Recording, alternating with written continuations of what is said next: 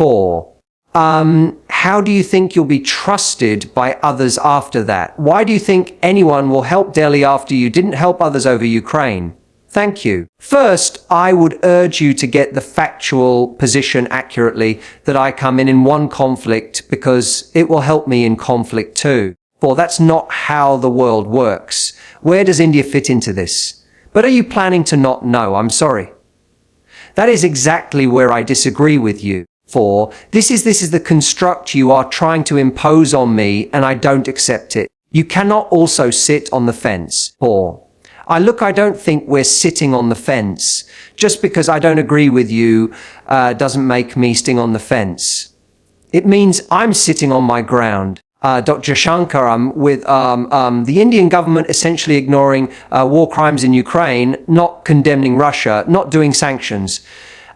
Question 4, you then expect I'm totally sorry and know what I do with the India counting on global support for in its struggle with China, its issues with China. How do you think you'll be trusted by others after that? 4. Why do you think anyone will help Delhi after you didn't help others over Ukraine? Thank you. 4. It's an interesting question, which you might mean, not you meaning you personally, but people want to ask themselves, because if I were to take Europe collectively, which has been singularly silent on many things which were happening, for example, in Asia, you could ask, why would anybody in Asia trust Europe on anything at all? So here's the take.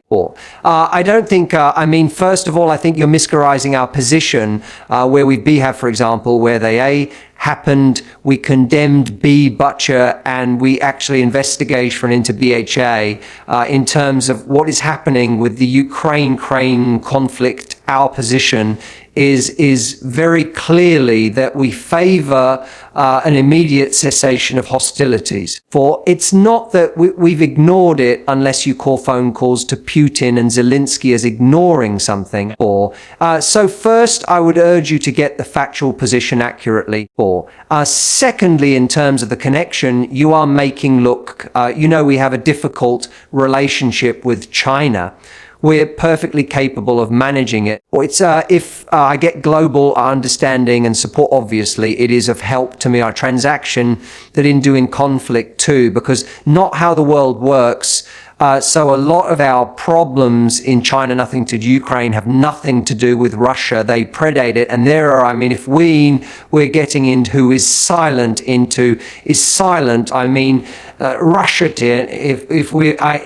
the Russ silent on what issue at what point of time. I could point a whole lot of issues on which, as I said, Europe has held its peace. So it's a great poly point you made. So I take it in that spirit. I think as a follow-up to that, a lot of the noises I've been hearing both in the United States and here in Europe is on a similar train, that you have a problem with China on the border. It's been going on for decades now. It is getting worse. What position does that leave you in when it comes to seeking support if further incursions are done? Further skirmishes happen at the border or within the border to kind of echo what's happening in Ukraine in terms of sovereignty issues that are being raised. So do you mind if I interrupt you? Please do. But I want to come back to a question, the crux of the question, which I asked a few people in the political circles, in the financial circles. What's your big question? And one of the foremost geopolitical strategists on Wall Street sent me this question for you.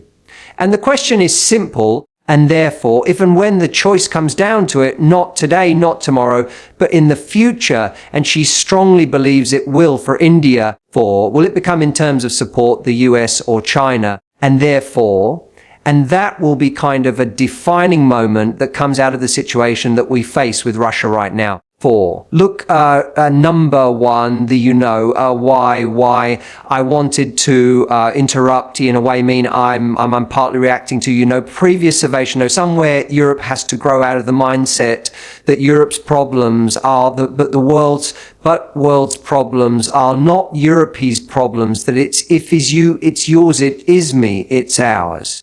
4. I think that's something, and I see, reflections of that. Therefore, again, in terms of there is a linkage today, which is you made a linkage between China and India and what's happening in Ukraine. 4. So come on, guys. I mean, China and India happened way before anything happened in Ukraine. 4.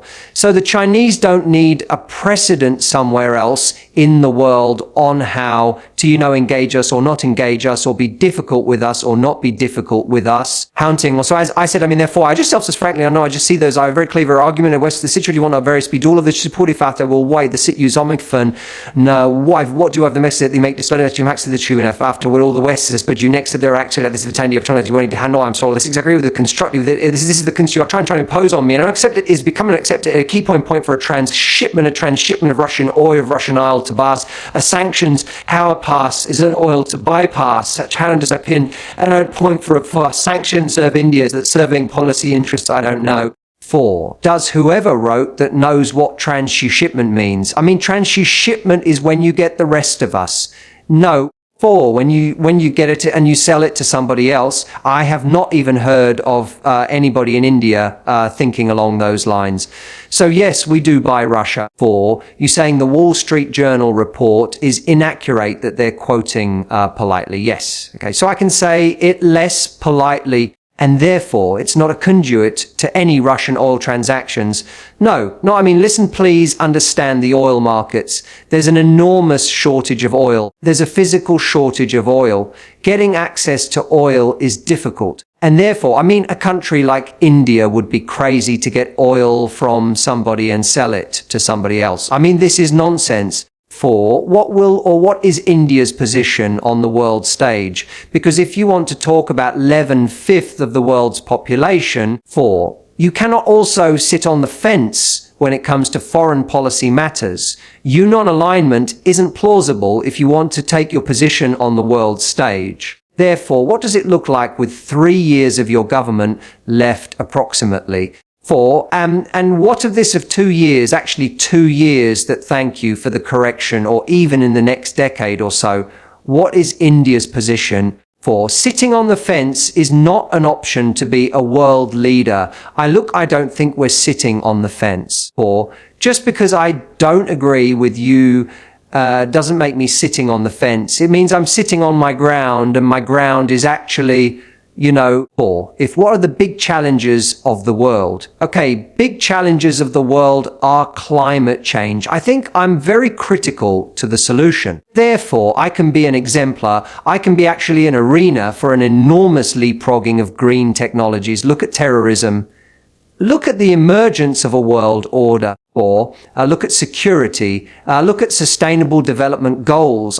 You take any and all of the big challenges of the world. 4. Some part of the answer either comes out of India, can be contributed to India. 4. And again, I hate to say, it's a bit like a brocord, but a lot of things from outside Europe, and because of climate, natural disasters, humanitarian responses in our part of the world today, a lot of people look to us to help at the days when they expected Europe to come at the 2004, 2000 today is nobody. The different tsunami, which today is even the 2004 Torah did, Europe to come, which you body is even thinking of that anymore.